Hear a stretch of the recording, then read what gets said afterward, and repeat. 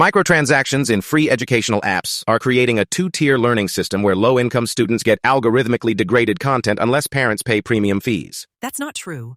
All students have access to the same content regardless of their financial situation. Really? Then why do premium users get exclusive access to interactive quizzes, video lessons, and one-on-one support, while free users are stuck with static text and outdated materials? Maybe it's just a way for the companies to make some extra money. It doesn't affect the quality of education. Extra money? You think that's all it is? The truth is, these companies are exploiting the desperation of parents who want the best for their children.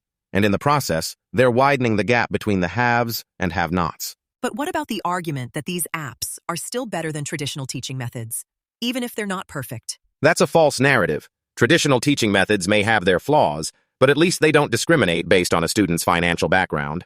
These apps are creating a system where only those who can afford it get access to quality education. So you're saying that these apps are inherently unfair? Not just unfair, they're also perpetuating a cycle of poverty, because students who don't have access to premium content are less likely to succeed, and therefore less likely to break the cycle of poverty. That's a pretty bleak outlook.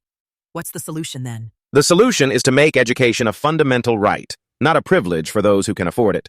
We need to hold these companies accountable for their actions, and ensure that all students have access to quality education, regardless of their financial situation. And how do we do that? We start by regulating these companies and ensuring that they provide equal access to all students. We also need to invest in traditional teaching methods and provide more funding for public education so that every student has access to quality education, regardless of their background.